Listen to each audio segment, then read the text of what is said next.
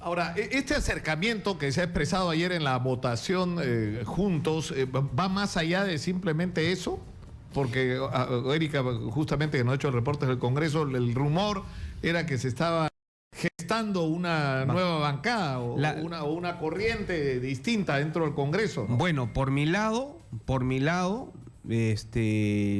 sí me gustaría formar una nueva bancada, ¿no? Con Kenji Fujimori, con Jenny Vilcatoma, con la congresista Donaire, porque ayer conversando con Kenji, obviamente hay problemas graves que hay que atender, y tanto Kenji como quien habla y Vilcatoma, que también he conversado con ella, pues estamos buscando que una especie de llamado a la reflexión a la clase política, tanto del Congreso de la República como el Ejecutivo, para un pacto por la gobernabilidad, porque el país es el que está haciendo agua, y ese es el problema. Y ese pacto para ir por partes, ¿no? Ese pacto por la gobernabilidad, es decir, hay alguna gente que es de la opinión que tendría que haber un cambio en el gabinete y que el gabinete encabezado por Fernando Zavala debería ser reemplazado, que fue presentado como un gabinete, digamos, más bien técnico, ¿no es cierto? Pero que nos ha terminado metiendo en algunos casos en tremendos problemas políticos, ¿no? Como el escándalo de la conversación entre el Contralor y el Ministro de Economía y la relación directa que esto ha tenido con el caso de Kunturhuasi, ¿no? El aeropuerto de Chinchero, o la manera como pretendía hacer el aeropuerto de Chinchero. Ahora, este acuerdo que ustedes dicen debería manifestarse en un nuevo gabinete, un gabinete distinto. No, definitivamente el presidente va a tener que, digamos, reflexionar mucho con el tema de los cambios que se van a suceder en los próximos días y para el 28 de julio, porque necesitamos pues un gabinete donde hay muy buenos actores que deben quedar, pero hay otros que pienso que están muy desgastados, ¿no? Sin que esto signifique que no tienen la capacidad técnica profesional, pero necesitamos técnicos también con mucho aditivo político. Se necesita gente que sepa comunicarse, gente que sepa negociar mejor todos los temas que están estancados en el país, como los proyectos mineros, ¿no? Claro, pero o sea, ¿qué significa esto? Porque Peruanos por el Cambio, ¿a quién tendría que recurrir? Fernán Altuve decía que de todo digamos, el espectro que se ha mostrado de personajes, a él le parecía que Jorge Nieto era la persona más indicada porque era el más político. Ahora, el problema es que eso no te resuelve el problema de la solidez de un gabinete o de un gabinete que tenga la concertación y el acuerdo de otras fuerzas políticas. Ah, no, por supuesto. ¿No? Y obviamente con un adversario que tiene 72 congresistas es difícil, ¿no? También hay que ponernos en esa posición, desgasta a cualquiera. Porque necesitas que trabajar en sintonía con un Congreso, pero... Ya, pero ¿cuál es el mensaje que ustedes están dando a PPK y a los fujimoristas? A PPK decirle que dale el indulto a Fujimori, crea un clima distinto y proponga un gabinete de concertación que cuente con el apoyo o con, digamos, la venia de los fujimoristas previamente a instalarlo o a anunciarlo. Opinión personal, estaría de acuerdo. Yo creo que Fujimori es parte de la conciliación del país que no se ha dado lamentablemente con este informe que se dieron años atrás de la Comisión de la Verdad. Yo creo que el país necesita conciliarse. Se han salido dos terroristas graves que estaban con cadena perpetua, después se le redujo a 25 años y de sumo peligro, ¿no? Porque eran dos que estaban dentro de la cúpula. Entonces, ¿por qué no indultar a Alberto Fujimori, que al final lo pusimos al frente para contrarrestar todo lo que había Sendero Luminoso ganado prácticamente en la década de los 80 y principios de los 90? Si no hubiera sido por Fujimori, no estuviéramos acá conversando. Pero creo que también pasa por eso, pasa también por un gabinete en consenso y pasa también porque Keiko Fujimori tiene que, desde mi punto de vista, tiene que fortalecer a su bancada, pero con fujimorismo, porque yo veo que, con el respeto que se merecen, pero yo veo que la bancada fujimorista prácticamente está dirigida por apristas y por PPCistas, que prácticamente son los que causan a los fujimoristas. Entonces, me imagino que eso le debe molestar un poco a Kenji, ¿no? Me imagino. Por eso pero era eso, mi... ¿a qué te refieres? ¿A que son las iniciativas de quién, de Javier Velázquez Quezquén. Por supuesto, pero es evidente, ¿no? La iniciativa del grupo aprista, Galarreta también, que, como le digo, yo le tengo mucho respeto a Galarreta, pero Galarreta es un hombre del PPC, ¿no? Entonces, digamos que ese feeling fujimorista, yo me imagino que no debe sintonizar mucho con Kenji, ¿no? Por eso que me pongo en la posición de Kenji. Kenji se debe sentir incómodo. Ahora, ha sido bien ácido Kenji en sus comentarios, ¿no? O sea, no ha estado diciendo nada, pero ha estado escribiendo cosas. O sea, me refiero a que no ha dado ninguna entrevista, no ha dado ninguna declaración, pero cada vez que suelta un Twitter, arma un pleito, ¿no? Bueno, eso demuestra pues que no está contento cómo se está llevando la bancada en la interna. Por eso que yo creo que Keiko Fujimori aquí tiene que tomar un papel más protagónico, y ella, siendo la líder del grupo mayoritario del legislativo, debe de acercarse al presidente Pedro Pablo Kuczynski y buscar lo mejor para el país, porque si fracasa PPK, su gobierno en PPK va a arrastrar definitivamente a Keiko Fujimori. Los fujimoristas dicen que ellos les han dado el respaldo para las facultades para la legislación extraordinaria, que la Comisión de Constitución lo único que ha hecho es cuidar que todo esto se haga de acuerdo a ley y no haya dificultades luego, y que están cumpliendo su papel de control, digamos, constitucional. Miren, el control que supuestamente el Congreso debe ejercer sobre la función política del Ejecutivo. Hay errores de ambos. Hay errores del Ejecutivo y hay errores también de la mayoría del Legislativo. Hay errores de ambos, ¿no? También hay que reconocer de que también hay cosas positivas de ambos. Pero el tema de la fiscalización creo que lo están llevando al extremo, ¿no? Basombrío, que no te quepe la menor duda que lo van a seguir citando, convocando, interpelando. O sea, hasta por lo que se mueve, ¿no? Lo van a invitar al Congreso. Y así sucesivamente a los ministros. Y los ministros deben estar en el campo de batalla. La gente quiere acciones inmediatas, soluciones a sus problemas. Mira todo el problema que hay en el norte por el tema del fenómeno del Niño, que desgraciadamente el gobierno de Ollanta desvió todos los fondos de prevención.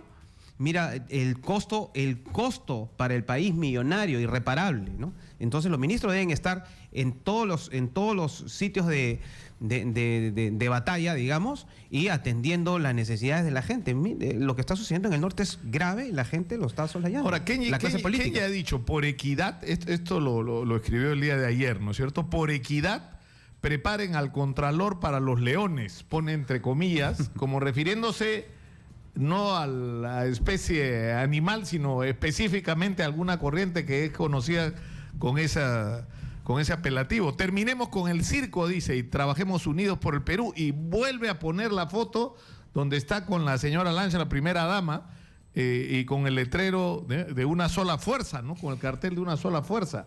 O sea, ¿qué significa ese mensaje en un contexto en el que el ministro de Economía pide un voto de confianza y no se lo da la mayoría fujimorista del Congreso? Lo que está pidiendo Kenji obviamente es que se acaben las fricciones, que se acaben los enfrentamientos. Y creo que Kenji, y como te digo, ayer conversé con él, muy preocupado por la situación del país, por el narcotráfico que cada día va creciendo. Nadie dice nada de lo que está pasando con el tema de la FARC en el norte. Nosotros queremos cambiar al ministro del Interior y así pongamos a Superman, Nicolás. Acá tenemos graves problemas. Si no combatimos frontalmente contra el narcotráfico, con todos los problemas que trae, como sicariato, terrorismo, etcétera, lavado de dinero, etcétera, etcétera, no apoyamos el tema del crecimiento del país. Obviamente la gente está cada vez en una situación crítica, precaria en sus bolsillos, y no luchamos frontalmente contra la corrupción, o sea, no metemos presos a esos grandes sinvergüenzas que le han robado al país, y principalmente en las altas esferas. Obviamente no vamos a avanzar en el tema de la inseguridad. Tenemos que obviamente tomar las cosas en serio, y como les vuelvo a decir, así mañana pongamos a Superman como ministro del Interior, no vamos a cambiar esta situación. Tenemos que enfrentar todos juntos estos tres flagelos. Tenemos el flagelo, como te digo, del narcotráfico, que ese es el principal de todos.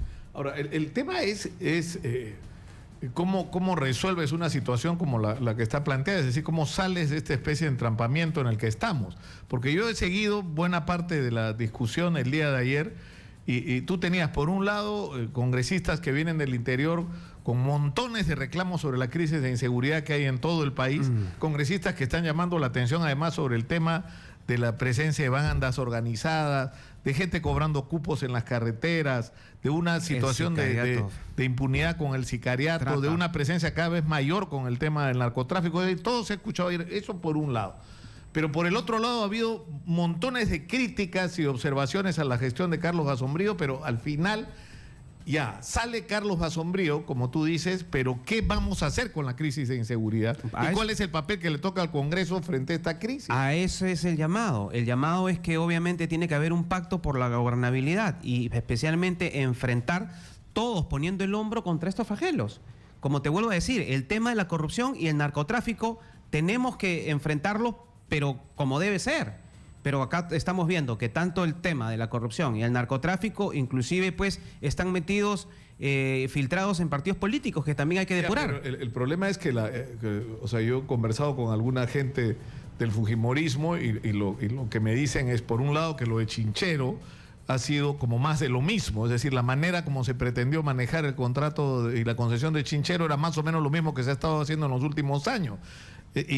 Y por el otro lado hay la percepción de que supuestamente lo que está haciendo el gobierno, si es que esto fuera posible para él, es controlar el tema de Ollanta Humala y Nadine Heredia, que finalmente respaldaron al actual presidente en su campaña electoral.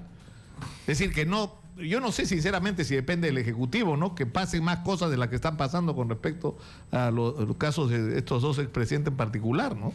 Bueno, el gobierno de Pedro Pablo Kuczynski creo que uno de los errores que ha cometido es no mostrar a la opinión pública cómo recibió el país. Y yo creo que ahí también han cometido un error porque ahora ellos están asumiendo todo el costo, ¿no? Y para la opinión pública, pues, ese silencio ha sido como una especie de acercamiento entre pepecaucismo con el humanismo, cosa que yo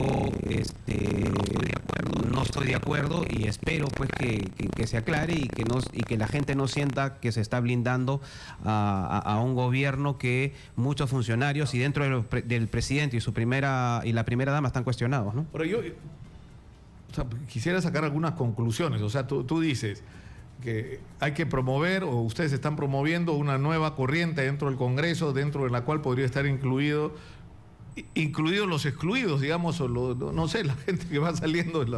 Porque da la impresión de que Kenji Fujimori está camino a salir. Yo no sé si esto es verdad o no, pero Úrsula Letona, si lo permite Roberto, está en la línea. Estamos en los estudios, exitosa con Roberto Vieira, congresista que ahora es independiente, ¿no es cierto? Así es, independiente. Formal. Y Úrsula Letona, que es, entre otras cosas, vocera de Fuerza Popular. Úrsula, muy buenos días. Hola, buenos días, Nicolás. Muy buenos días al panel y a todo el Perú, ¿no? Han llamado la atención dos hechos en realidad el día de ayer. La abstención de Kenji Fujimori y el tuit que lanzó con respecto a los leones estos a los que se refirió, ¿no? Y uno se pregunta de qué se trata. Exactamente dijo, por equidad, preparen al Contralor para los leones. Terminemos con el circo, trabajemos unidos por el Perú y publica la foto de él con la señora Lanch y el letrero de, ¿no?, una sola fuerza. Sí, mira, Nicolás, nosotros, en primer lugar, es importante aclarar, yo no soy vocera del partido, esta es mi posición personal. De acuerdo. Sí, el día martes, por ejemplo, en mi caso, pese a contar con descanso médico, que se mantiene hasta este viernes, yo me acerqué a la reunión de bancada porque justo vi la agenda, el tema de la confianza al ministro Basombrío. No, perdón, al ministro Thorn. Entonces fui a la reunión de bancada, discutimos, debatimos, cada uno expuso su punto de vista. Había mucha coincidencia en que este era un tema de confianza.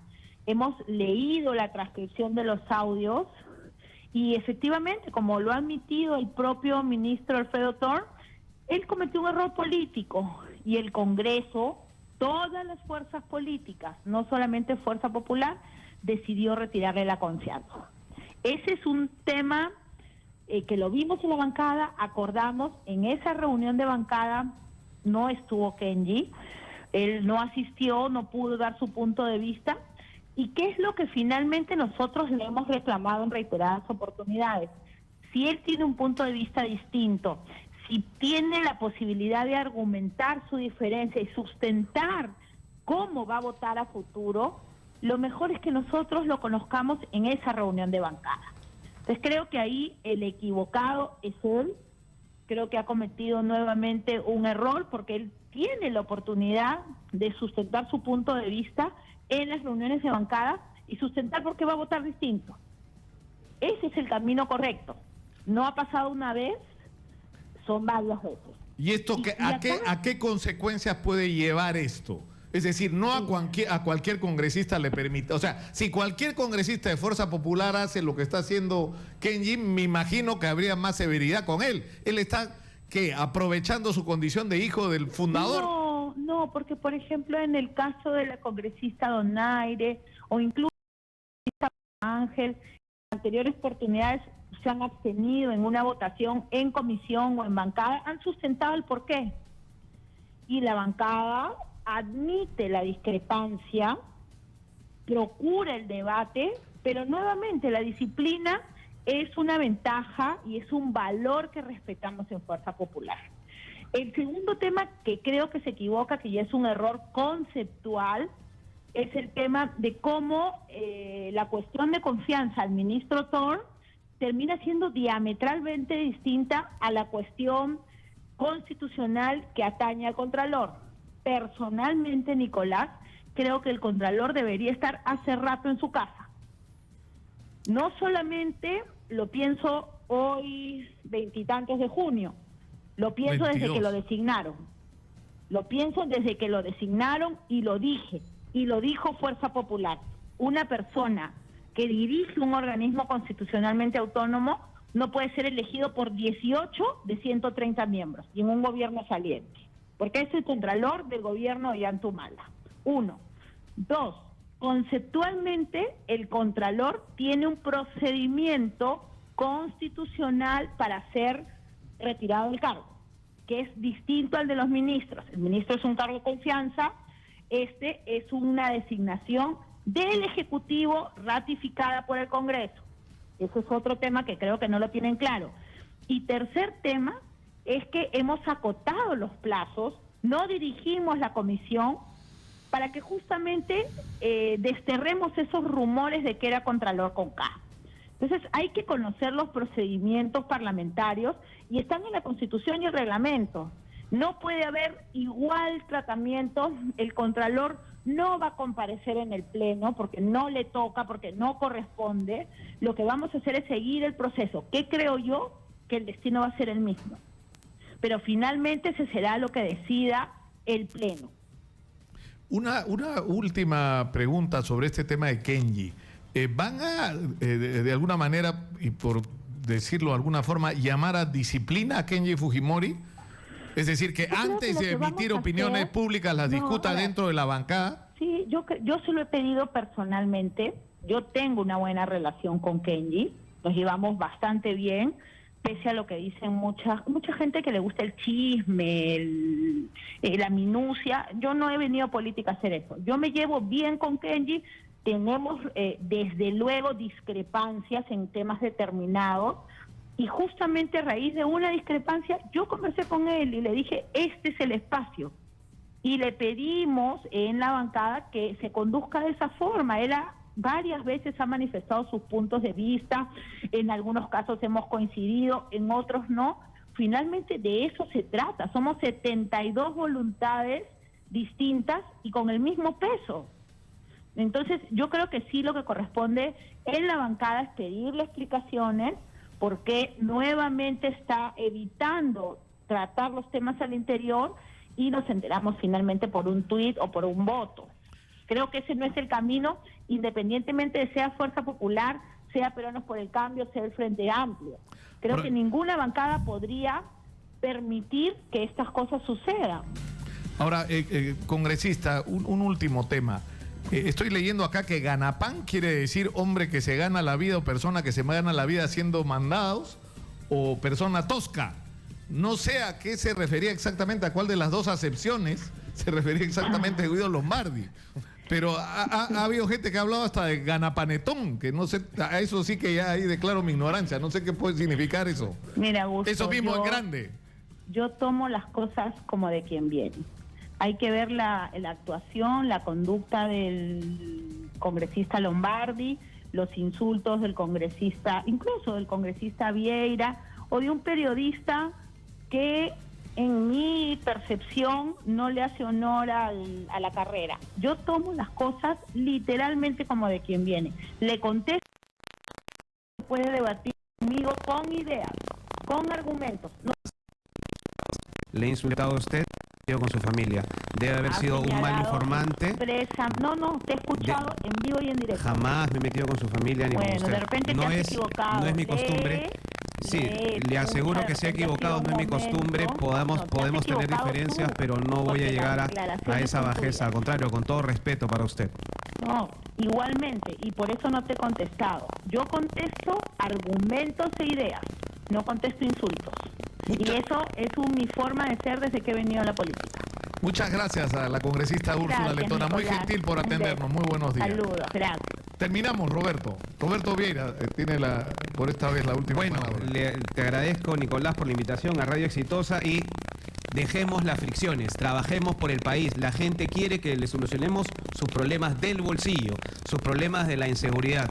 Y para eso estamos trabajando muchos congresistas. Esperemos que el TC pueda resolver y poder formar una bancada. Claro, porque formalmente no lo pueden hacer. No lo podemos hacer, pero estoy seguro que el TC va a declarar fundada la demanda anticonstitucional que se ha presentado sobre este tema, y de darse esa posibilidad se formará una nueva bancada, y yo estoy seguro que hay muchos que estamos en la misma línea, que queremos sacar el país adelante.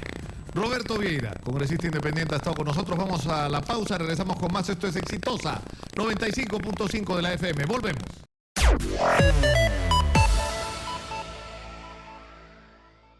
Vamos a conversar a raíz de la presentación el día de ayer del ministro Carlos Basombrío, que continúa el día de hoy, donde está siendo sometido a un pliego interpelatorio de 39 preguntas. Hemos invitado a Eduardo López, que fue viceministro de Interior y también fue un hombre clave en la campaña electoral de Fuerza Popular, en todos los temas que tenían que ver con la inseguridad. Y está también Remigio Hernani, que no solamente ha sido ministro del Interior, sino también, digamos, un hombre clave en la campaña, pero de Próximos por el Cambio con respecto al tema de inseguridad. Bienvenidos. Gracias. Muy gracias. ¿Les convenció o no les convenció la presentación el día de ayer del ministro Carlos Basombrío? ¿Y qué juicio les ha dejado y qué impresión les ha dejado el nivel de la discusión el día de ayer? Bueno, obviamente no la vi toda porque tenía que trabajar y es inmensa. Está haciendo el detalle. Sin embargo, hay puntos que a mí me preocupan, ¿no? Por ejemplo, cuando el ministro dice que la inseguridad ha dejado de ser el principal problema de la población. Falso. Si yo tengo hipertensión y me duele la muela, claro que lo de la muela es lo que más me duele ese día, pero la hipertensión no se sana. Entonces te vas a morir de la hipertensión si no te curas. Es decir, cuando un dolor enmascara a otro, no lo elimina, el mal sigue ahí. El que aparezca otro mal que por consideraciones del momento, como es el caso de Lavajato, como es todo el escándalo alrededor de Chincheros, llame más la atención, no quiere decir que haya desaparecido el otro.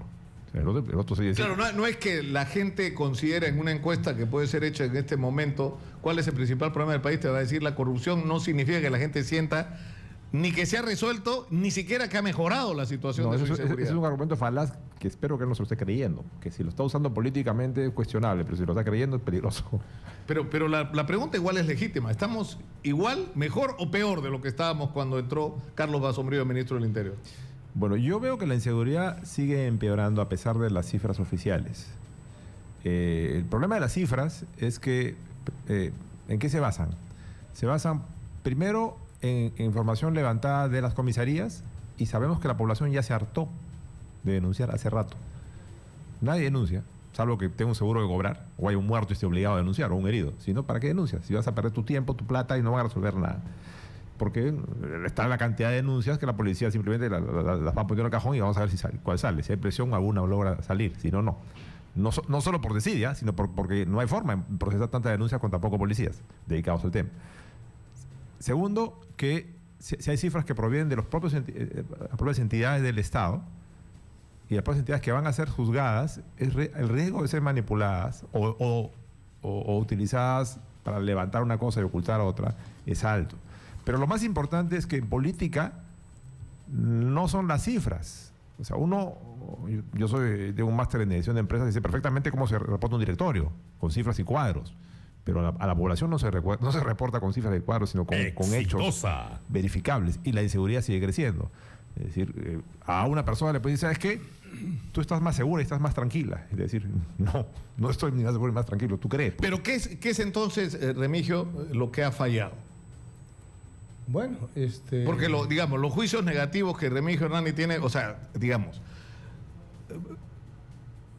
Carlos Basombrío para Remigio Hernani, para resumir, no es la persona indicada para el cargo. Pero, ya, ¿por qué? O sea, ¿en qué falló? ¿Qué es lo que le falta?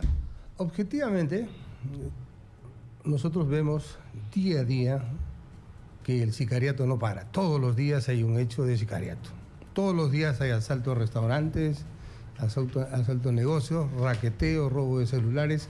La inseguridad es enorme. La población en un 90% se siente totalmente insegura por encuestas, no solo de una empresa, sino de varias empresas. Aproximadamente el 90% no responde. Y hay más o menos, no llega al 15% las denuncias por los hechos delictuosos que se producen en este país. No, a veces sorprende porque uno llega, nosotros que hacemos reportes en la calle o viendo simplemente los noticieros cada día, dice, y asaltaron un chifa, un restaurante, una tienda de celulares o lo que fuera. Y el señor cuenta en el momento, sí, esta es la 8ª vez que me asaltan, 9ª vez, 10ª vez, que me parece increíble, ¿no? O sea, y no denuncian, porque saben que no hay respuesta. Y yo con ustedes hemos conversado, señor Lucar, muchas veces, y hemos dicho, ¿por qué no denuncia la gente? Porque no hay solución. ¿Y por qué no hay solución? Porque no hay detectives en el Perú.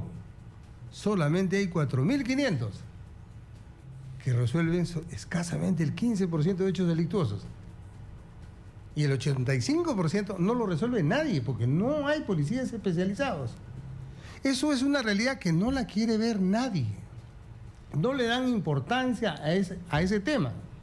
Hay que recordar, y nuevamente se lo reitero, creo que esta es la 4ª o 5ª vez que se lo reitero en un programa que usted dirige, que en el año 87 habían 20 millones de habitantes y 18.500 detectives para todo el Perú. Después de 28 años, en el presente año, somos 32 millones de habitantes y solamente hay 4.500. ¿Qué? ¿El señor Basombrío no entiende eso? Claro, pero se supone que esta estrategia de dividir a la policía, digamos, en la policía de seguridad y la policía de investigación, que de alguna manera es reespecializar a la policía nuevamente, ¿no abre el camino hacia eso? Acá lo que debe hacerse es reforzar el tema de la investigación criminal y tener por lo menos unos 25.000 detectives en todo el Perú. Y entonces usted va a tener, desde el punto de vista de la policía, una buena prevención, presencia pero policial en ¿cómo las hace calles? para pasar de 4.500 a los 25.000 que necesita?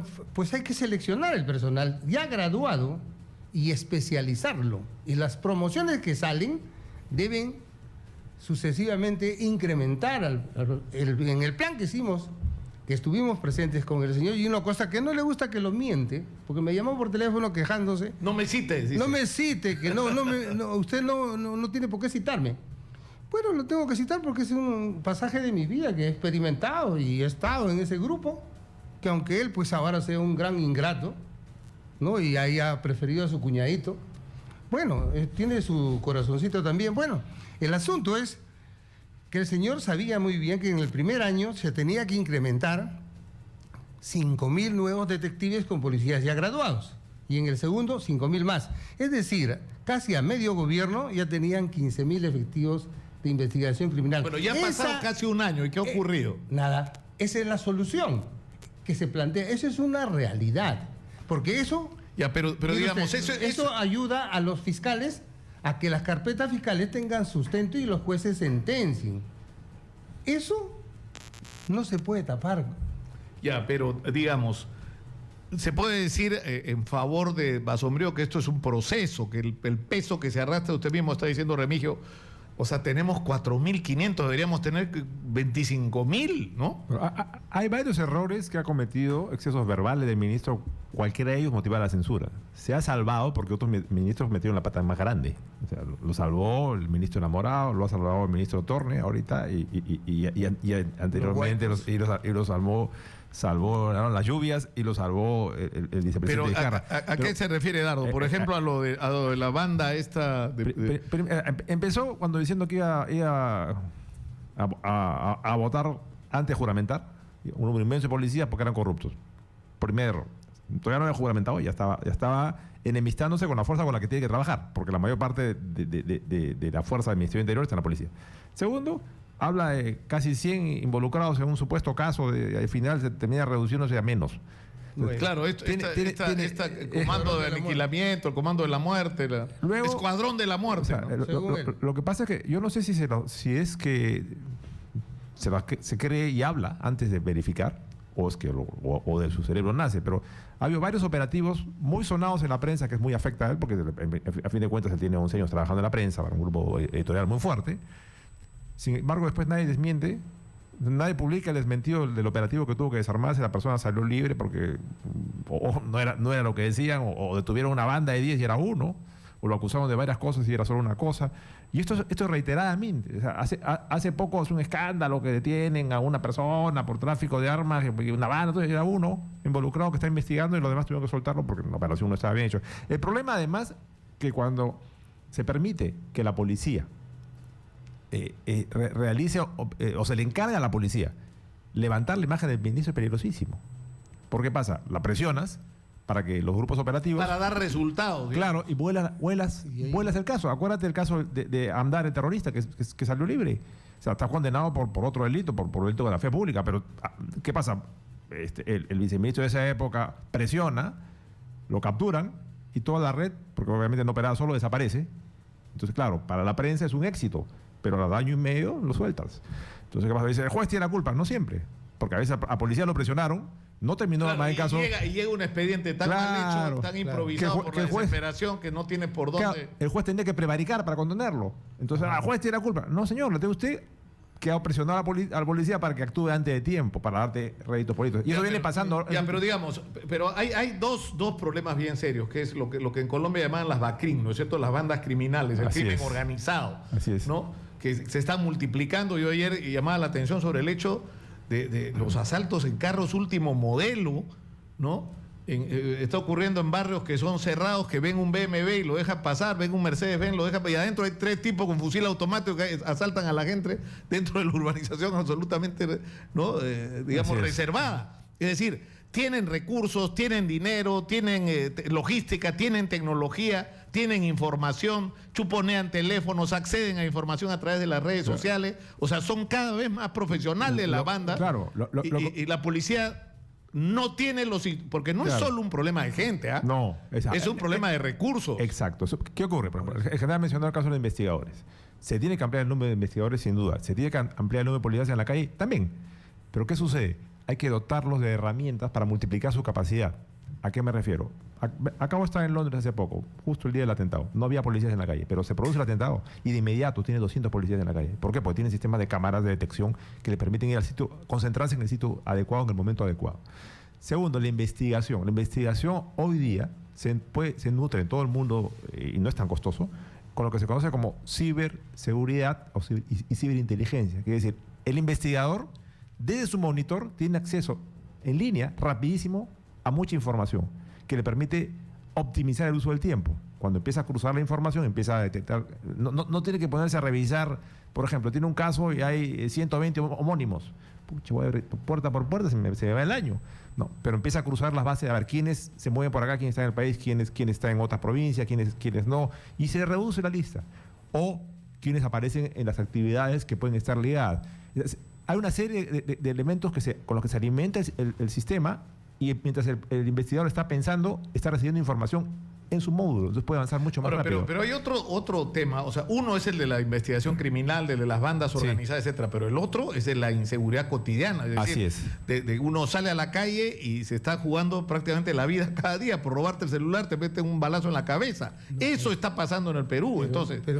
Y eso es lo que produce esa ansiedad permanente en la que viven los peruanos. Así es. O sea, así ayer es. me llamaba la atención los congresistas del interior leyendo, ¿no es cierto?, los reportes de sus visitas, donde la gente dice en tal carretera, si no pagas cupo no pasas, y si no tienes plata te pueden meter un balazo y ahí nomás quedaste. O sea, eso está pasando en el Perú Sí. cotidianamente, ¿no? Pero es que hay que entender esto, mire, no solamente se trata de detectives en la IRINCRI, se trata de detectives en todos los distritos de Lima y en las principales provincias del país. No los hay. No hay personal que resuelva. Por ejemplo, usted quiere en Jesús María denunciar un hecho criminal ante una unidad de investigación criminal, no va usted a poder porque no existe. Ya, pero ¿por El qué ICE no se tampoco empieza? existe. Digamos, eso ya lo sabemos, eso fue, ustedes dos fueron parte de los, digamos, comandos de campaña y se discutió y se hizo propuestas, o sea, yo he escuchado, pero hasta el cansancio, digamos, está claro el diagnóstico y también está más o menos claro lo que hay que hacer. La pregunta, ¿es tan difícil hacerlo? O sea, ¿qué es lo que nos detiene? Esa pregunta tiene que responder el ministro. Para hacerlo, O sea, primero por tiene usted ejemplo, que saber. no? por ejemplo, sobre el tema de la inseguridad en la calle. Ya. No, está acaba de colgar un tuit PPK, miren. Para los señores de la prensa, dice PPK. Yo sé que me van a preguntar quién es el nuevo ministro, se refiere a la economía, ¿no? No les voy a decir, lo único que les puedo decir es que no corre tabla y no tiene pelo verde, dijo PPK. No lo dijo en no ha sido su tuit, lo ha dicho en Ayacucho, ¿sí? Lo acaba de decir en Ayacucho. Yo no sé si corresponde ese tono más bien humorístico, dadas las circunstancias tan complicadas, ¿no?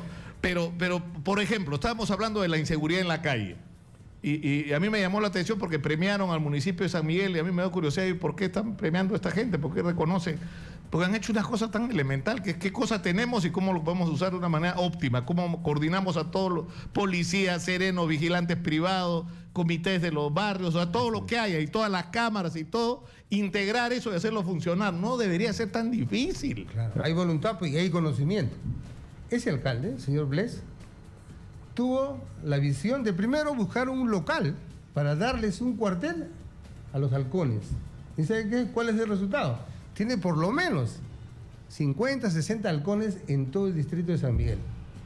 Esos en moto, que disuaden, por supuesto, la delincuencia. Usted los ve y actúan, porque van en pareja, a veces van 3, y pueden muy bien intervenir en alguna situación de algún hecho delictivo.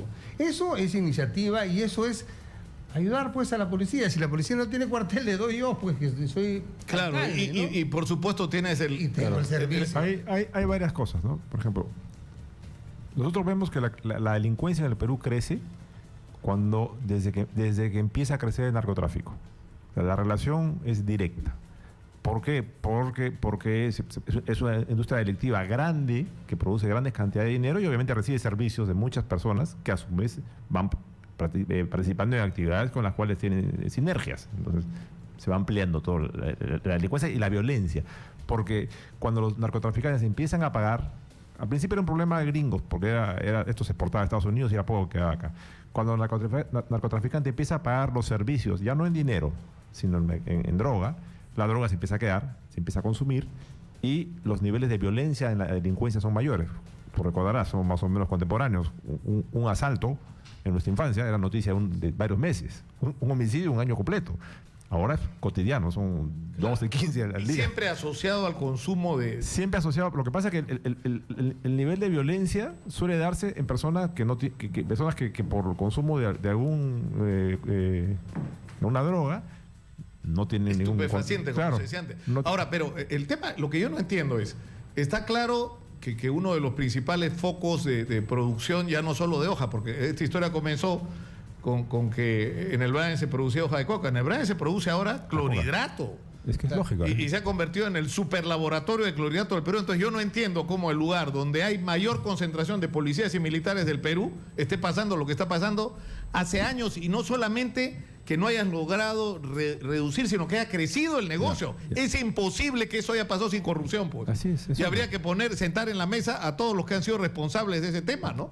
O sea, ¿quién ha tenido a su cargo el Brain todos estos años y ha dejado que esto ocurra? Ahora, ¿cuándo la actividad criminal se ve forzada a retroceder? Cuando hay mayor presencia del Estado? No solo policial, porque está el Banco de la Nación, está la SUNAT, empieza a investigarte por la deuda de activos, de dónde salió la plata, porque tienes este auto, porque... Entonces, el momento en que se desarrolla el BRAE, la actividad delincuencial se les pone complicada. Yo no sé por qué todavía no construyen un aeropuerto, por ejemplo. La cantidad de agua que hay en esa zona, para construir 3 ciudades como Los Ángeles. La capacidad de producción industrial, económica de la zona es inmensa. Un aeropuerto, mayor presencia estatal, no solo policial. ¿Qué ocurre? Lleva a que la gente primero tenga otra cosa que hacer. No todos hoy están forzados a estar ligados al narcotráfico porque nadie más te compra. Tú vendes algo y el único que te compra es el que tiene plata. El que tiene plata está en el narcotráfico. Entonces, directa o indirectamente están ligados a ellos. Los tienen que cuidar porque cuidan a clientela. Pero además tiene ese problema de que las redes de narcotráfico han integrado o han atrapado a las autoridades que debían combatirla. Porque si no, no tienes explicación. O sea, para hacer clorhidrato tienes que meter insumos. Las captan de inmediato. ¿Qué te hace con el clorhidrato? Tienes que sacarlo. Entonces, entran insumos, sale clorhidrato y nadie entiende cómo. Hay una serie de medidas que se pueden implementar. Por ejemplo, los controles móviles a la entrada del puerto o en las rutas. Bueno, Urresti está feliz con sus camiones, con sus rayos X, esos que no sé qué pasó con ellos. No es rayos X. Hay tecnología contemporánea que, ojo, no se tiene que gastar en el equipo. Se contrata el servicio y se va modernizando conforme la tecnología avance. Que permite pero en resumen, o sea, estamos claros que, o sea, sabemos lo que hay que hacer, pero ¿qué falta? El ministro, hay que cambiar al ministro. O sea, esa es la conclusión de ustedes. O sea, la conclusión de esta interpelación debería ser, señor ministro, mejor váyase. Eso debería ser. A ver, si lo ves por resultados, me temo que sí. Lo que ocurre es que hay más consideraciones. Cae un ministro, la caída de otro ministro tiene que considerarse con cuidado por el costo político que tiene para la gobernabilidad y para el enfrentamiento. Pero si lo ves por resultados, sí. Tiene suerte, dice. Es una suerte inmensa. Los Guaicos lo salvaron. Ahora lo salva la salida del señor ministro de Economía.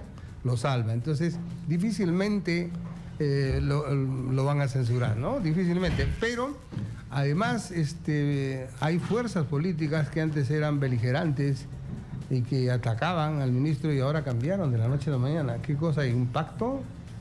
Algo hay de por medio.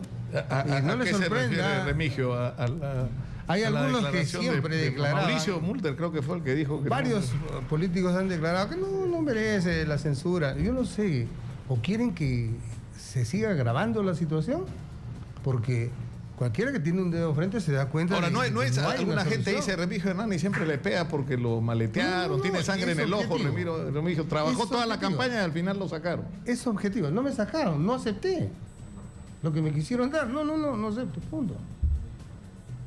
Eso es simple, nada más.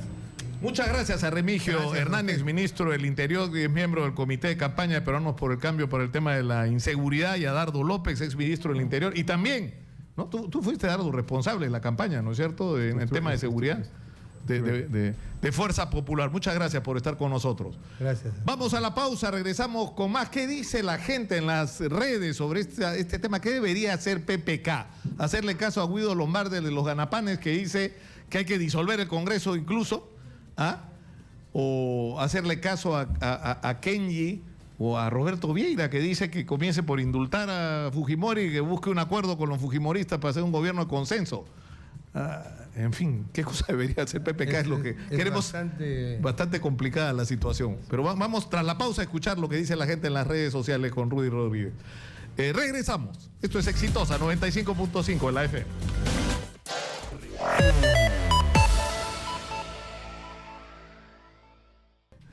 ¿Qué debería hacer Pedro Pablo Kuczynski en medio de la situación esta complicada? 4 ministros abajo, menos de un año. El señor Basombrío, ministro del Interior, sometió a una interpelación el día de hoy con el riesgo de incluso ser censurado. Guido Lombardi, congresista de Peruanos por el Cambio, ha dicho que cierren el Congreso, que son unos ganapanes. Pero ¿qué dice la gente? Cuéntanos. Yuri, bueno, ¿qué dice la gente? Hay calificativos de más alto calibre en las redes sociales, Nicolás, de eso no hay duda, pero vamos a leer los que son un poquito más educados. Los que se pueden leer. Los que se pueden leer. A ver, mira esta. Calo Balco dice, dejar de hacer tantas cojudeces, nos dice.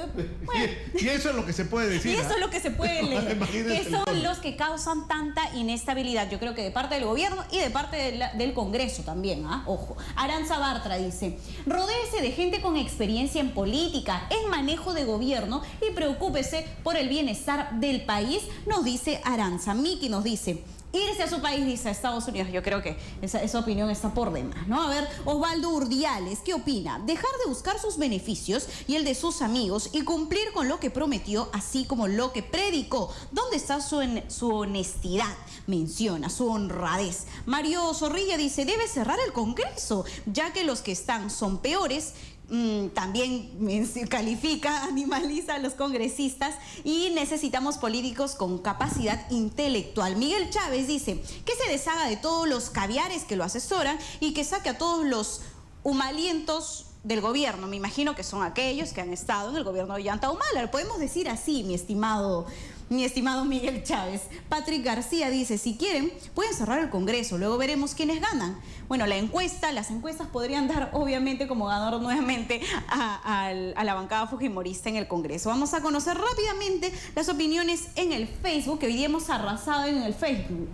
Manuel Burga nos dice, no es malo tener la edad que tiene el presidente, pero hay cosas en las cuales las personas de la tercera edad ya no tienen la misma capacidad, lucidez y fuerza, dice, para desempeñar ciertos cargos públicos. Por otro lado, Erasmo dice, debe ser vacado, dice, por corrupto y lobista. Richard El Firme comenta, cerrar el Congreso y llamar a nuevas elecciones congresales antes que nos vuelvan más ignorantes y clasificar según su capacidad y trayectoria política de los partidos políticos. ¿Qué te parecen las opiniones? Suficiente. ¿Para qué más? Bueno, así estamos. Muchas gracias, Judy. Muchas gracias por... Es que la gente está... Yo creo que lo que está pasando es algo muy serio. Hoy una vez más el sentimiento de que el país va por un lado con enormes problemas en todos los niveles, inseguridad, la crisis en la educación, la crisis en la reconstrucción. Va a haber una manifestación, un paro en Piura porque están sintiendo que es lo que les está pasando, que va muy lento lo de la reconstrucción. La gente está molesta con los políticos porque siente que son ineficientes y están lejos de preocuparse por la solución de los problemas reales de la gente. Pero en fin, vamos a hablar de precisamente de los problemas reales. Está con nosotros Gladys Vía, coordinadora de proyectos de Católicas por el Derecho a Decidir, es el nombre que tiene la organización de ustedes, ¿no es cierto? ¿Cómo estás, Nicolás? Gracias por la invitación y también buenos días al público televidente. Sí, es Católicas por el Derecho a Decidir, una institución que tenemos vida pública ya hace 8 años, pero formamos una parte de una red de América Latina de más o menos 25 a 30 años de existencia, ¿no? Es una institución... ¿Y a qué se refieren con esto de Católicas por el Derecho a Decidir? Somos una organización conformada por mujeres de fe, o sea, somos católicas, pero que no renunciamos a nuestros derechos.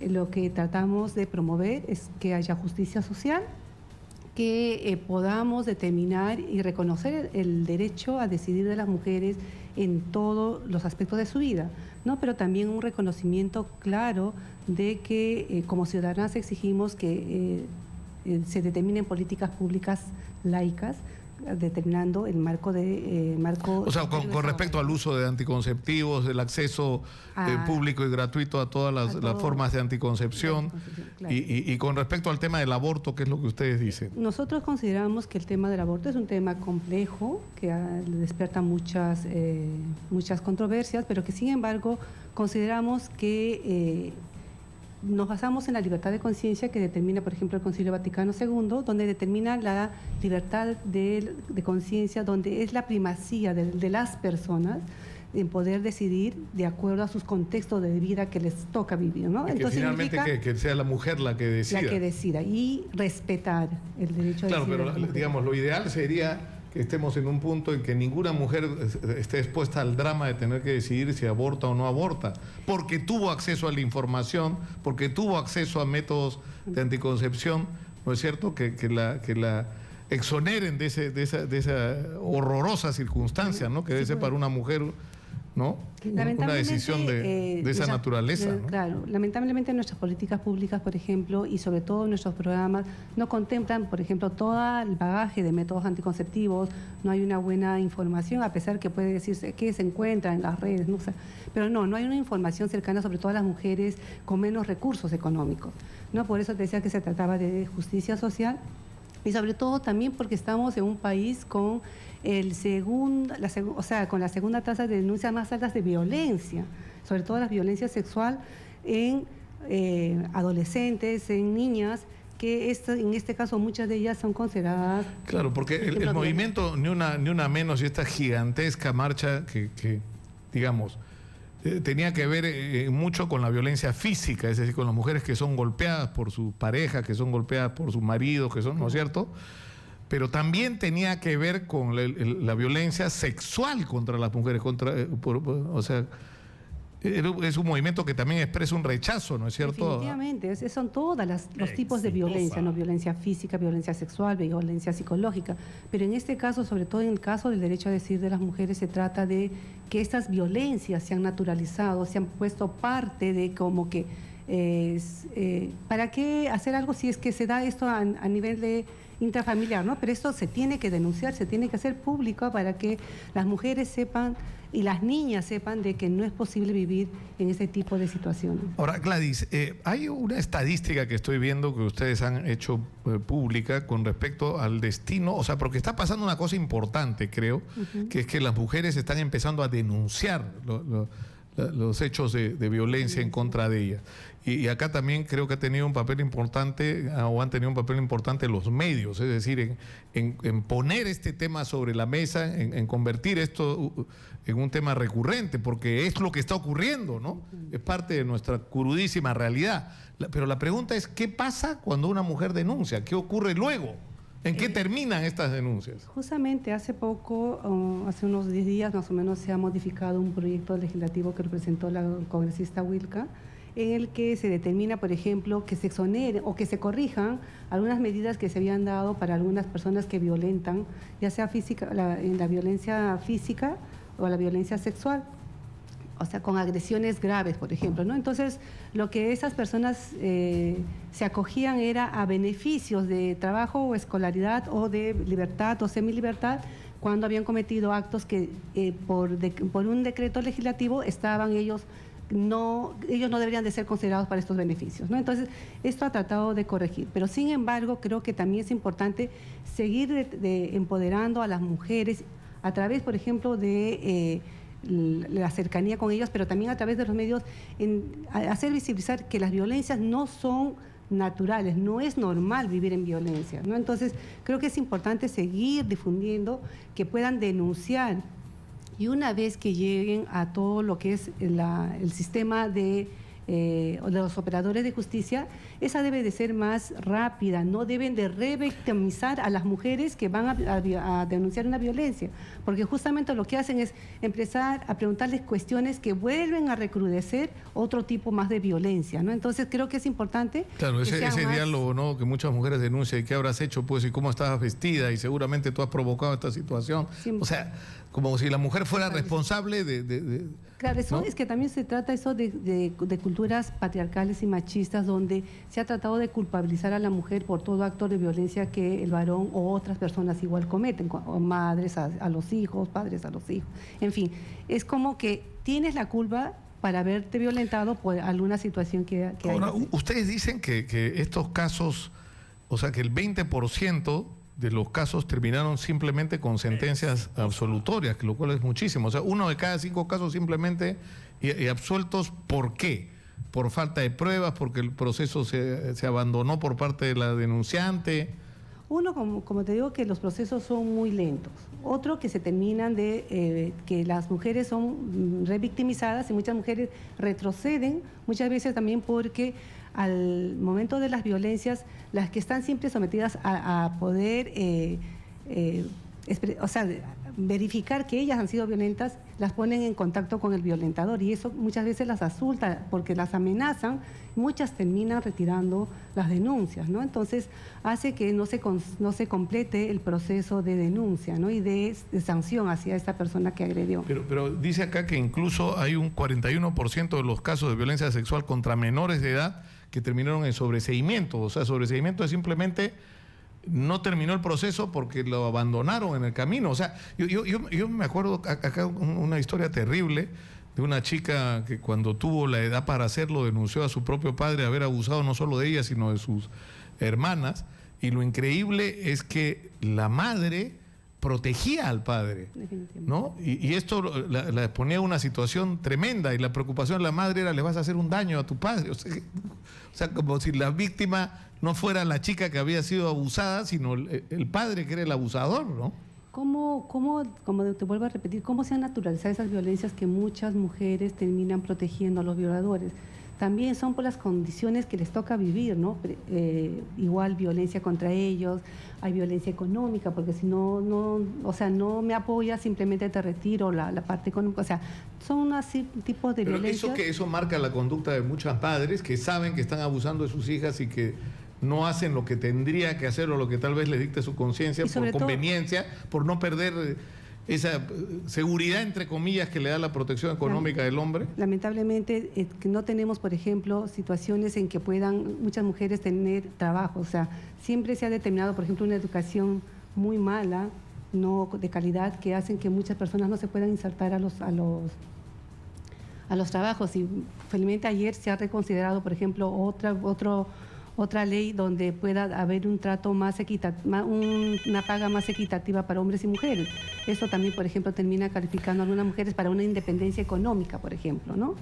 Ahora es increíble esto, ¿no? Porque las denuncias, por lo menos las que yo he podido conocer, que nosotros hemos hecho públicas, son, o sea, simplemente indiscutibles, o sea, ADN, es decir, incluso criaturas que han sido embarazadas por sus violadores, que son sus padres o las personas que debían cuidarla. O sea, no hay ninguna duda de que esto ha ocurrido y sin embargo no termina como debería terminar, con una sentencia. Creo que es importante también empezar a respetar los derechos a decir de los adolescentes, ¿no? O sea, yo creo que es importante que de acuerdo, o sea, por ejemplo, ellos tienen capacidad de decidir de acuerdo a la evolución que van teniendo en grado a su madurez psicológica.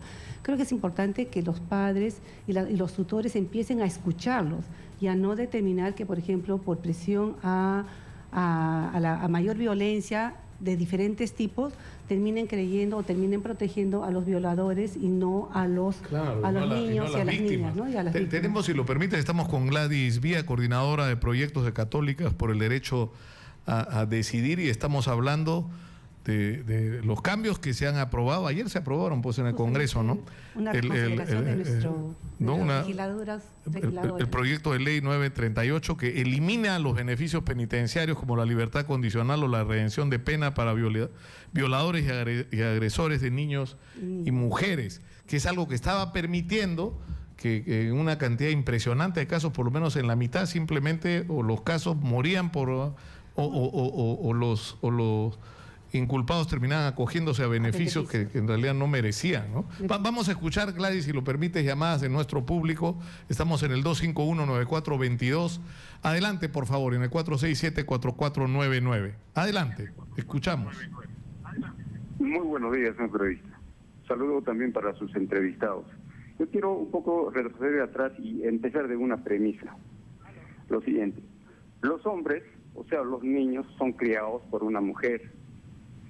Quiero decir también de que el hombre está enfermo, ¿no?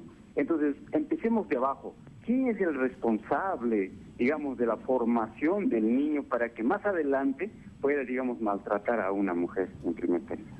En segundo lugar, cuando dice de que efectivamente la justicia se va por lado del hombre, ¿no le parece de que hay un problema de la falta de defensa de la mujer?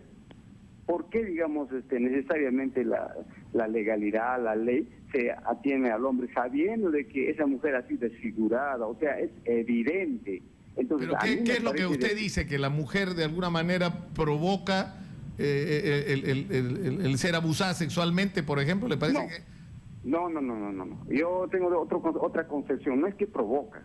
Lo que yo digo es lo siguiente, señor, de que cuando, digamos, un hombre pega a una mujer, lo desfigura, ¿qué cosa más necesita la justicia? ¿Qué cosa más necesitan los entes que, digamos, defienden a la mujer para poder sancionar a ese hombre? Entonces, a mí me parece que hay una lenitud, un desinterés de parte, no solo, digamos, de las que defienden, sino también de otras instituciones que definitivamente no han visto, no han sugerido ningún proyecto de ley donde se tipifique. Finalmente, eso no es necesario, finalmente, disculpe la redundancia, de que un juez lo vea. Debe ser, por ejemplo, un software, una computadora que viéndolo a la mujer definitivamente se sancione en el acto, ¿no? Y que no se haga ese larga, digamos, claro, un proceso donde efectivamente el hombre, utilizando el dinero, que efectivamente también, digamos, le da la posibilidad de la justicia para poder salir de este problema.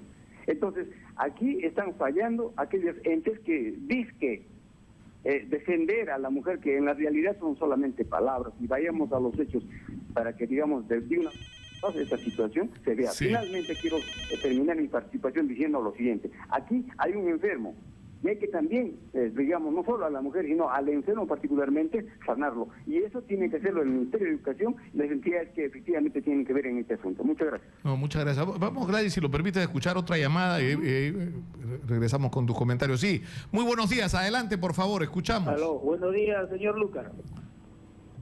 Habla el coronel Casalino. Adelante, coronel.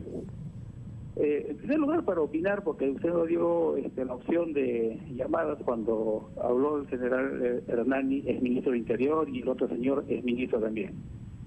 Al señor Hernani tuve la oportunidad de conocerlo en 1990 en Tumbes, cuando él era jefe de migraciones, un oficial correcto, muy acucioso, y que no le dieron la oportunidad de hacer una buena gestión como ministro, porque su periodo fue corto.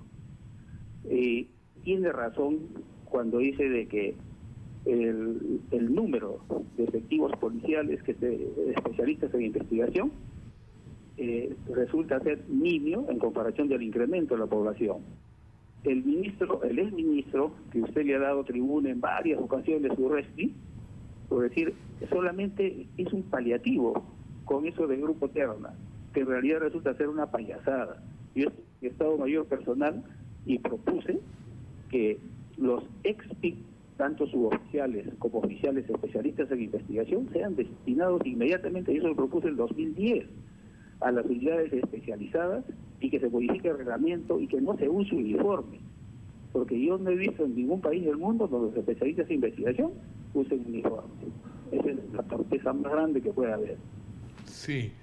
Yo le agradezco mucho, coronel Casalino, pero vamos a retomar ese tema, señora Magariño, de la inseguridad del día de mañana, y vamos a abrir los teléfonos para escuchar las opiniones de nuestros oyentes. Lamentablemente estamos ahora, no lamentablemente, no, o sea, no tenemos el tiempo en este momento para seguir con este asunto, pero estamos hablando de otro tema que también es trascendente, porque las cifras son, ¿no, Gladys? 14 mujeres fueron violadas cada día, ¿no? De denuncias que se conozcan, porque hay muchísimas que no se conocen. El 75% de las víctimas son menores de edad de las violaciones. El 34% quedaron embarazadas producto de una violación. Qué impresionante, ¿no? Ahora, en un contexto, el otro día salía el informe del INEI, me parece que ha sido que más de 200.000 adolescentes, es decir, chicas entre 15 y 19 años, o son madres o están embarazadas. Por primera vez, sí. Un poco también contestando la llamada del primer radioyente, es de que, por ejemplo, ¿cómo cambiar esta situación de violencia? Hace poco, por ejemplo, hemos tenido toda una campaña para que no se pueda integrar lo que es el enfoque de género dentro de la currícula educativa. Creo que es importante, y saludamos y respaldamos que el Ministerio de Educación haya incorporado el enfoque de género dentro de la currícula educativa, porque este enfoque permite relaciones más equitativas entre hombres y mujeres, donde puedan aprender a vivir sin violencia, sin diferencias, respetando las diferencias, ¿no? Entonces creo que es importante que así como en casa educamos, también el colegio los colegios, las instituciones educativas tengan que tener un rol importante en que tengamos que empezar a vivir y aprender a vivir en paz, por ejemplo, ¿no? También es importante que... O sea, no solo en el sentido de que las mujeres deberían tener los mismos derechos, ¿no es cierto? Y ser consideradas iguales a los varones, sino inculcarle a los varones el respeto en el sentido de que tú no puedes, porque entiendo que de la información del UNEI, muchísimos de estos casos de chicas embarazadas son producto de que fueron forzadas a tener estas relaciones sexuales, ¿no? Recordemos que según nuestro Código Penal, toda adolescente menor de 14 años que tiene relaciones sexuales es considerado violación. Entonces tenemos más o menos del año pasado más de 1.500 niñas menores de 14 años que han sido madres o han estado gestando por primera vez. Eso significa de que hay una concepción de no protección, de no información de una manera científica, integral, hacia las personas, ¿no? Donde no están determinándose una prevención, por ejemplo, con una educación sexual integral, donde determinen, por ejemplo, que estas violencias, por ejemplo, generalmente se dan en entornos cercanos. Es el padre, es el maestro, es el vecino, es el tío. O sea, estas víctimas de violencia, sobre todo las adolescentes, son de entornos cercanos. O sea, eso tenemos claro, que de aprender. Personas que supuestamente deberían protegerlas y son las que abusan, ¿no? Definitivamente. Y recordemos que de este grupo de mujeres, el 34% termina embarazando. Y de embarazos no deseados, que adolescentes con embarazos no deseados, en vez de poderles proyectar un futuro de vida, un proyecto de vida, terminan imponiéndoles un embarazo producto de estas violencias, ¿no? O sea, terminan cortando muchas o dificultando muchos proyectos de vida para estas adolescentes. Bueno, yo le agradezco mucho a Gladys Vía, coordinadora de proyectos de Católicas por el Derecho a Decidir, por estar con nosotros. Gracias, Nicolás. Y esto es un tema al que hay que regresar, no solamente cuando haya marchas o incidentes así extremos de violencia que nos obligue a los medios, sino a hablar del tema, sino a tratarlo desde una perspectiva educativa, ¿no? Regresar permanentemente al tema. O sea, acá hemos inaugurado los miércoles con nuestras amigas las obstetras, ¿no? El Colegio Obstetras y el Sindicato de Obstetras de Salud vienen todos los miércoles acá a dar educación sexual durante 30 minutos y abrimos el teléfono y la gente pregunta. Y es un grano de arena, digamos, para ayudar a hablar de este tema, porque además los adolescentes se quejan. Hay una estadística según la cual el 61% de los adolescentes que están en el colegio reportan que no es que no hablen de sexo con sus papás, no hablan de nada con sus papás, no tienen ninguna comunicación con sus padres. Por ejemplo, creo que acá el tema que tú tocas es importante recalcar que el año pasado, en agosto, se actualizó la norma de planificación familiar.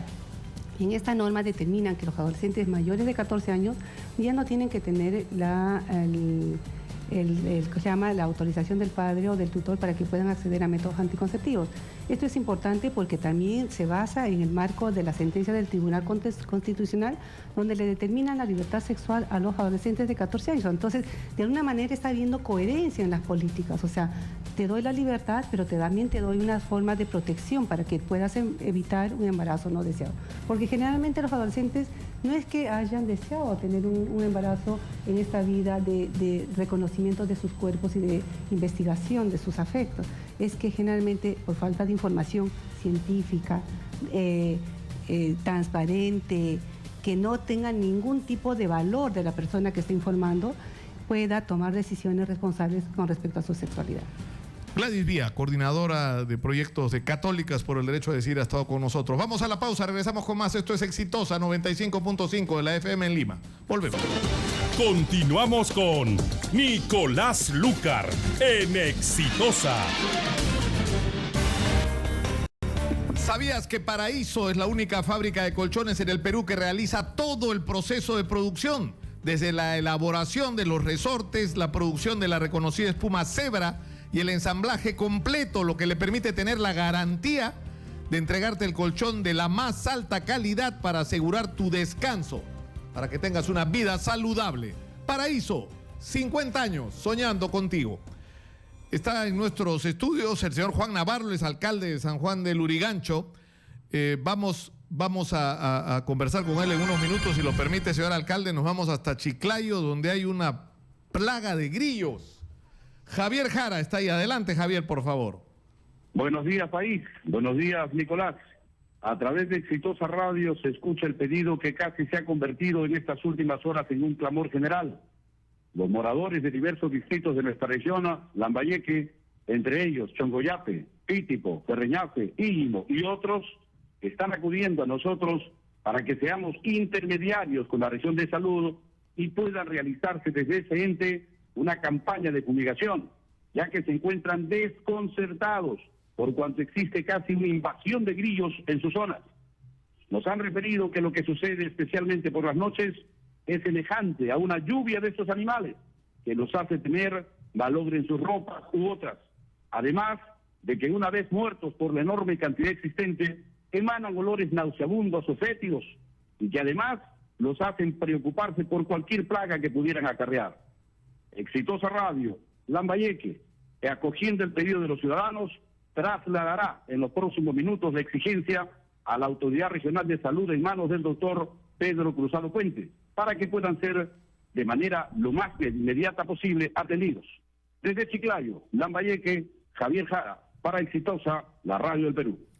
Muchas gracias, Javier. Yo viví una experiencia en el año 62, 63, cuando era niño, vivía en Chiclayo y vi esas plagas de grillos, una cosa impresionante. En las noches es enloquecedor simplemente, ¿no? Enloquecedor. Y esto, por supuesto, es una de las consecuencias de las lluvias, del fenómeno del niño costero que hemos vivido y que va a tener consecuencias inevitables si no se hace algo rápidamente sobre la salud pública. Pero estamos ahora con Juan Navarro y hablando precisamente de salud pública. Ustedes tienen un reclamo, señor alcalde, y esto ha motivado la protesta en la avenida Bancay porque están demandando un nuevo hospital. Pero esto no es nuevo, ¿no? No es nuevo, así efectivamente, primero que nada, muy bueno. O sea, nuevo es que ustedes quieren un hospital, ¿no? Así es. Pero ¿no? digamos, el reclamo es un reclamo más bien antiguo. Así es, los alcaldes gestionamos educación, gestionamos salud, y nosotros gestionamos en el año 2015, ya en mi mandato, hablamos justamente con el exministro de Salud y se hizo una comisión para poder ver referente justamente al terreno que actualmente funciona en el Canto Grande de Lupi Huáscar 11 y 12, ¿no? Y finalmente en esa mesa de trabajo todos llegamos a un gran acuerdo que en Lupi Huáscar no se podía construir un gran hospital porque el terreno no estaba saneado, el terreno tenía problemas y el terreno todavía pertenecía a un privado, por lo tanto la única alternativa que nos dieron ellos buscar otro terreno, ¿no? Que era difícil y complicado. Porque hubo incluso un conflicto con los vecinos, ¿no es cierto? ¿Cómo se resolvió este tema de la ubicación del hospital? Es que lo que pasa es que ya nosotros ya encontramos el terreno ya se saneó, eso ha sido una mesa de trabajo durante un año, ¿no? El terreno está a nombre ya prácticamente del MINSA, ya ellos no lo han querido escribir, más de un año. En tal sentido, lo único que faltaba justamente trabajar el proyecto, el perfil, el expediente técnico y la ejecución del proyecto, ¿no? Y cuando hubo el cambio justamente de presidente y entraron en este caso los técnicos de Pedro Pablo Kuczynski, desconocieron el acta que nosotros ya habíamos firmado. Y hemos hecho... O sea, pese a que ya había un acuerdo y se había avanzado y se había establecido que ya había una ubicación para el hospital, todo regresó a cero, digamos. Así es, pero nosotros no queremos que desaparezca el actual hospital, más bien queremos que se sanee todos esos terrenos y que finalmente también se haga un hospital, porque San Juan de Lurigancho necesita 2, 3 hospitales. Necesitamos por lo menos... Claro, es una ciudad de más de 1 millón de habitantes, ¿no? Así es. Necesitamos por lo menos 5.350 camas y solamente contamos con 133 camas. Y aún así, nosotros hemos hecho 4 marchas y 8 plantones. Hay muchas personas que están heridos reclamando un derecho ganado por todos los peruanos. Pero que finalmente todavía no se avanza absolutamente nada. Recién después de este último plantón que se ha hecho justamente en el Ministerio de Salud, finalmente nuevamente se ha hecho una mesa de trabajo después de cuánto tiempo. Los han disuelto ayer, pero en la mala, ¿no? Sí, nos han dado duro. ¿No? Sí, y lo que yo no entiendo por qué, porque también el Frente Amplio se opone a este gran hospital y ellos presentaron un proyecto para que sea en Lupi Huáscar sabiendo que tiene problemas. Nosotros no nos oponemos, más bien nosotros queremos también que sea en Lupi Huáscar, pero el problema es que no se puede ejecutar ningún proyecto mientras que un terreno no esté saneado. Sin embargo, el otro terreno está saneado, zonifica, porque zonificación es OU, otros usos, tiene 4 frentes, no tiene una clase de problema, pero sin embargo no se hace absolutamente nada por ahí. Y teniendo 38.000 pacientes con TBC, teniendo 22.000 niños con anemia.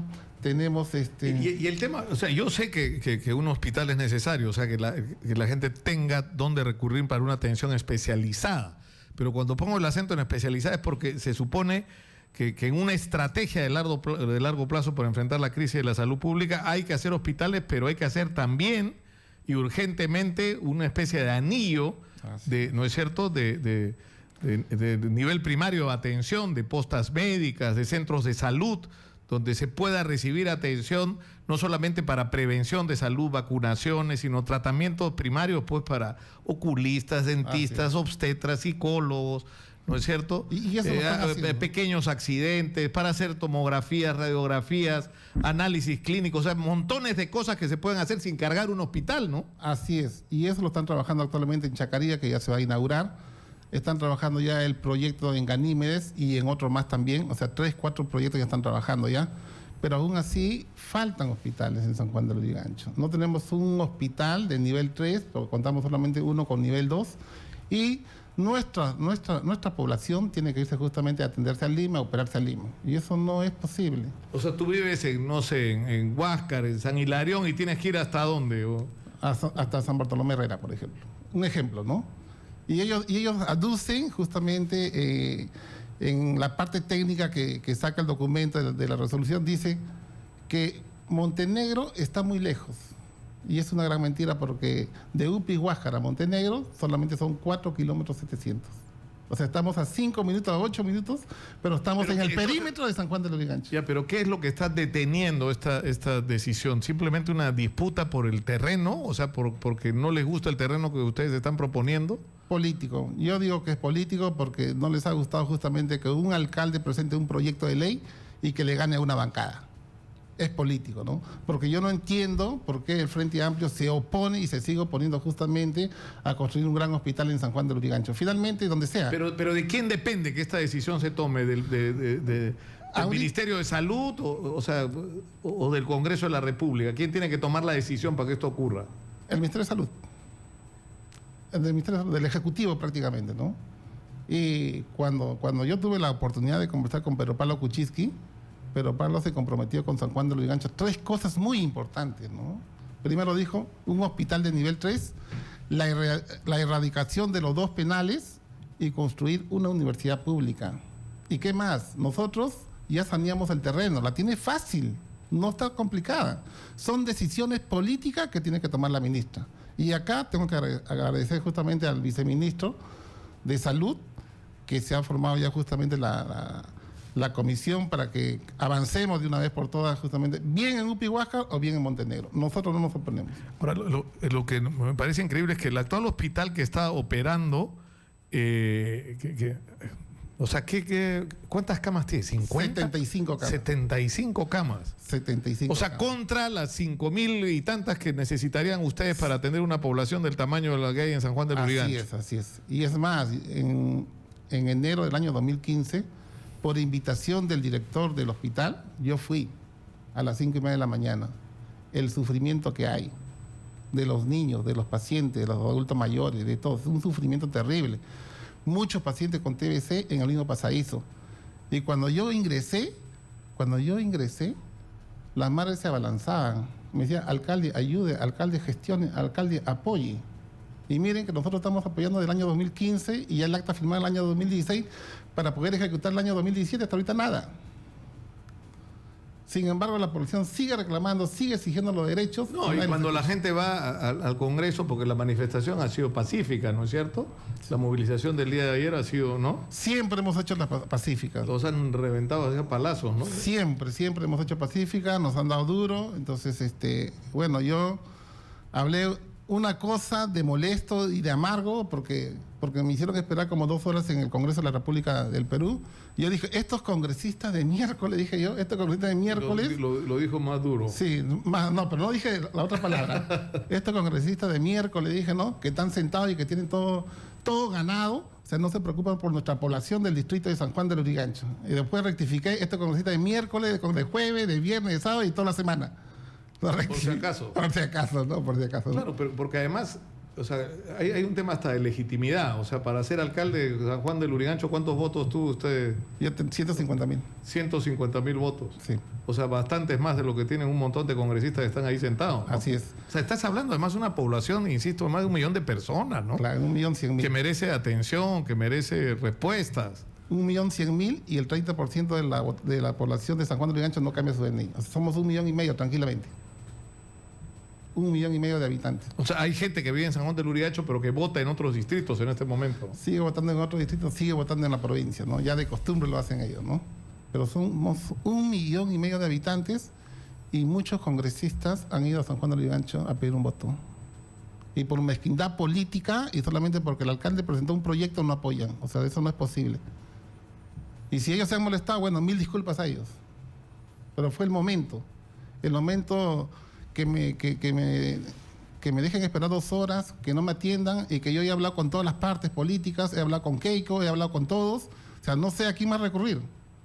Y no es mi función, yo soy el gestor. El que tiene que tomar esta decisión es la ministra de Salud.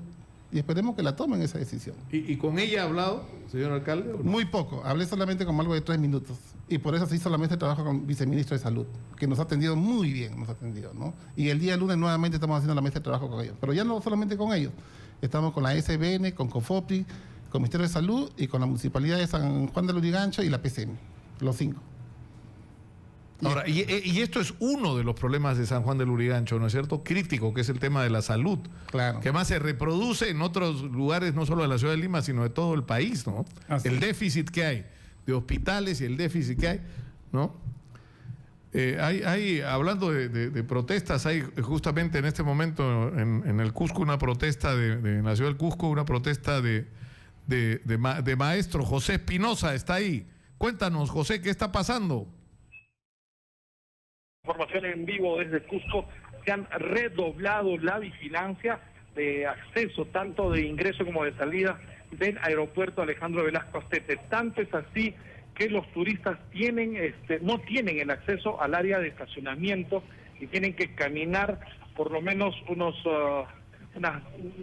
200 a 300 metros para poder acceder al terminal aéreo de nuestra ciudad. Esto en virtud de que los maestros están caminando por diversas arterias de la ciudad imperial del Cusco, plazas, calles, y la policía prácticamente está buscando que no vaya a tomarse, incluso se había comentado que se iban a tomar la explanada del Coricancha como medida de protesta. Fuertes medidas policiales, pero sin duda alguna a la espera también de la respuesta de la ministra de Educación, que es lo que están buscando los dirigentes. Así que problemas en el aeropuerto y problemas en las arterias de nuestra ciudad con esta protesta de los maestros del subte regional.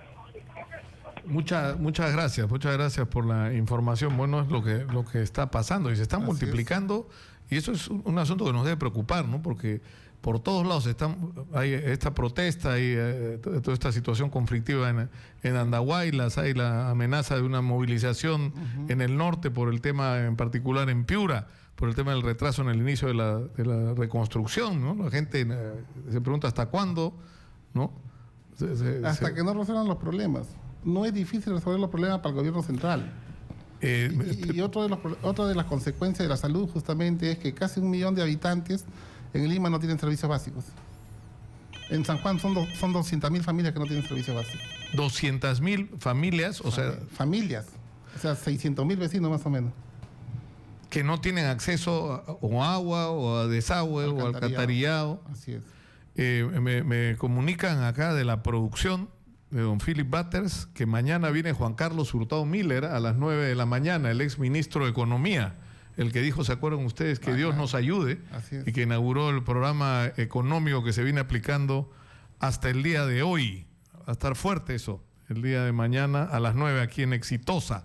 Vamos a abrir los teléfonos, si lo permite, señor alcalde, para escuchar las llamadas de nuestro público. Estamos en el 467-4499 y 251-9422. Está con nosotros Juan Navarro, alcalde de San Juan del Lurigancho, que el día de ayer tuvo una severa crítica al Congreso. Le dijo congresistas de miércoles porque no querían, 2 horas y más lo tuvieron esperando cuando estaba la gente ahí exigiendo la construcción del nuevo hospital en San Juan del Lurigancho.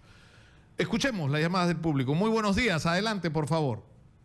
Buenos días, señor Lucar. Bueno, el 1 de septiembre nos hemos enterado Sí, yo le rogaría que se acerque al teléfono por algún, no sé qué está pasando, que se va la señal. ¿Me escucha mejor? Ahora sí. Ya, bueno. Bueno, primero me quiero presentar, mi nombre es Miguel, soy presidenta de una organización juvenil que defiende el complejo deportivo de Monteverde. Quisiera, por favor, aprovechar la oportunidad que el señor alcalde esté ahí presente para hacer en claro algunos puntos. Número uno, el pueblo de Enrique Montenegro, vecinos y vecinas de este asentamiento humano, sí están a favor de la construcción del hospital en San Juan de Lurigancho. Prueba de ello, hemos participado en la mesa de diálogo que se lleva a cabo en PCM. Mesa de diálogo, el señor alcalde no ha asistido y prueba de ello consta en esta misma acta justo el 2 de junio del 2017. Ahora bien, punto número 2. El pueblo de Enrique Montenegro ha hecho una propuesta al Ministerio de Salud para la construcción también de un segundo hospital en el mismo pueblo de Enrique Montenegro.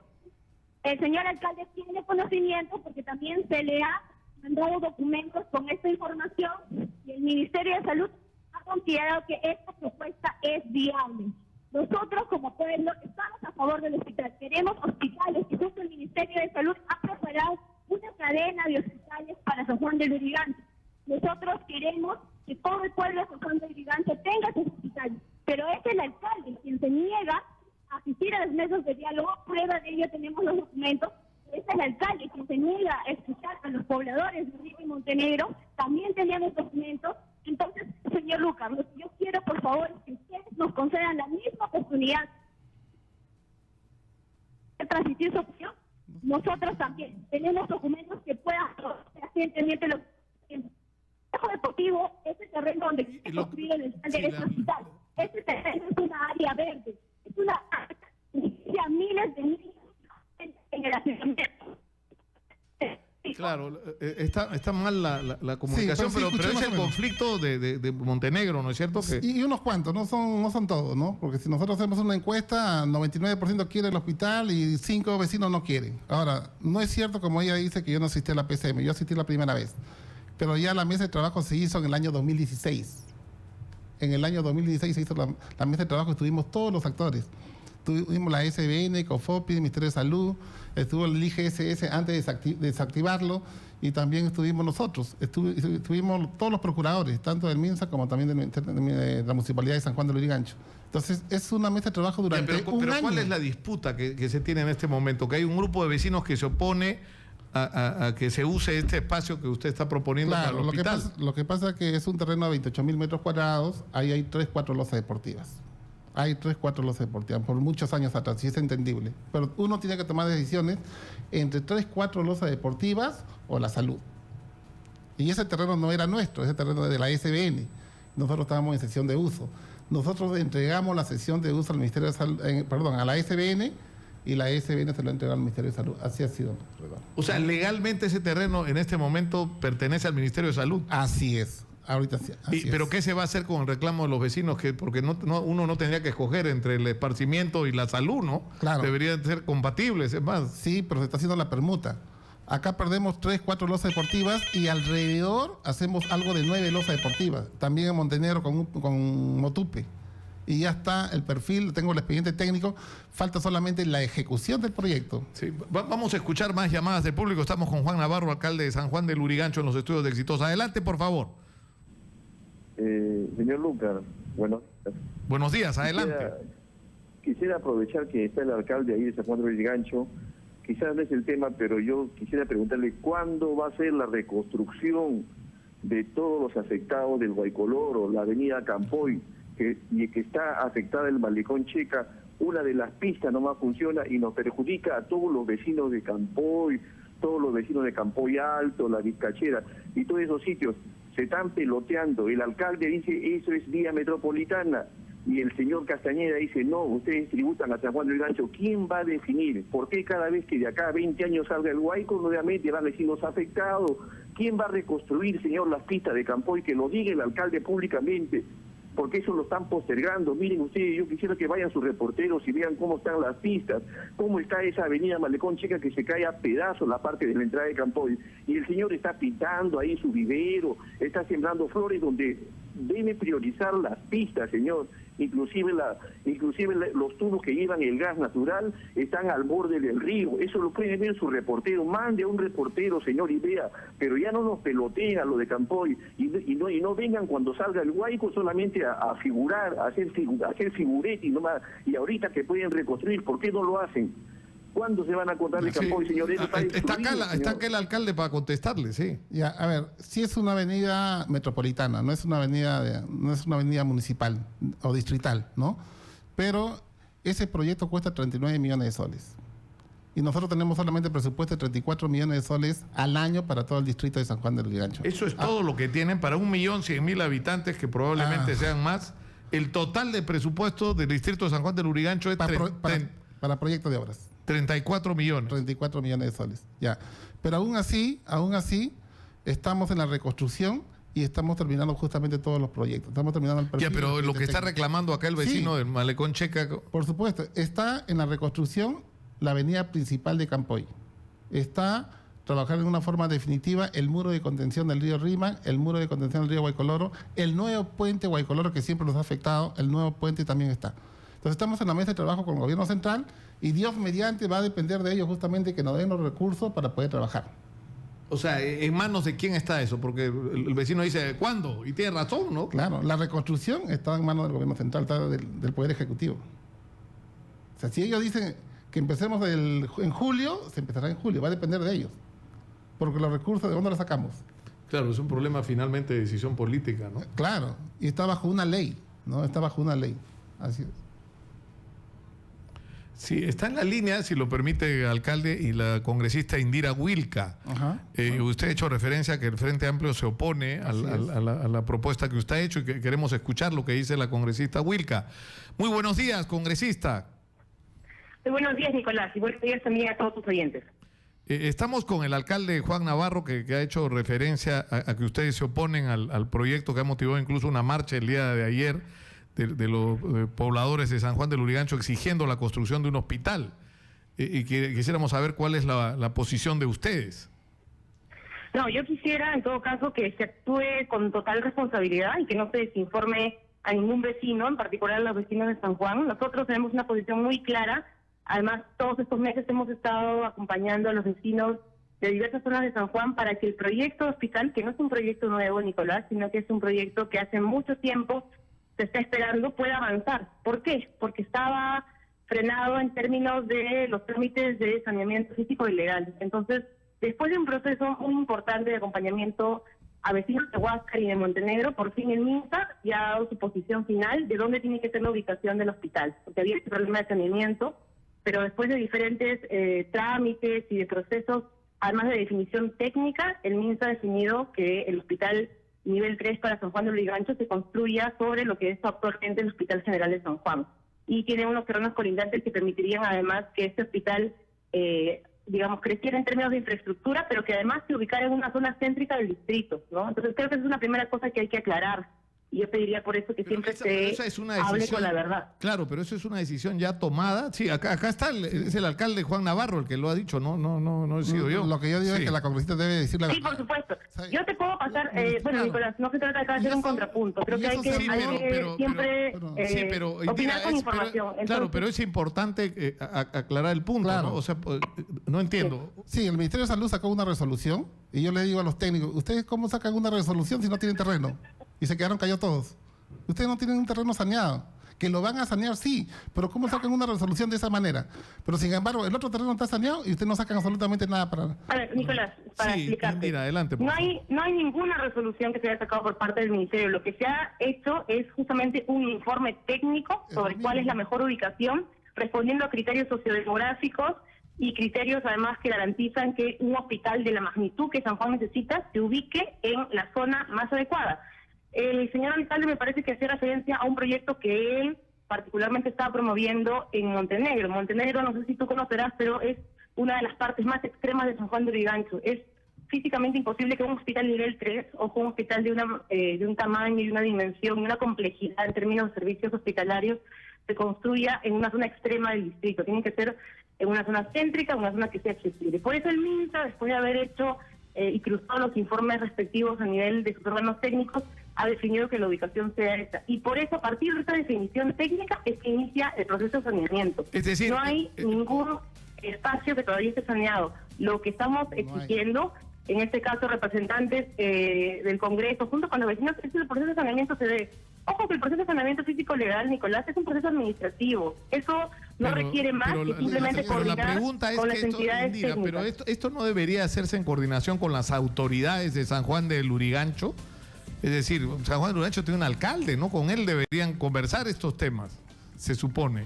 No sé si el señor alcalde te habrá informado, Nicolás, que este proceso de definición técnica y además que ha contado con participación de los vecinos se ha dado en el marco de una mesa de diálogo que tiene 1 año y medio a nivel PCM. Y creo que los de PCM, yo misma te puedo dar la información sobre cuáles han sido todas las sesiones de trabajo en las cuales este tema se ha discutido y se le invitó reiteradas veces al señor alcalde y nunca asistió.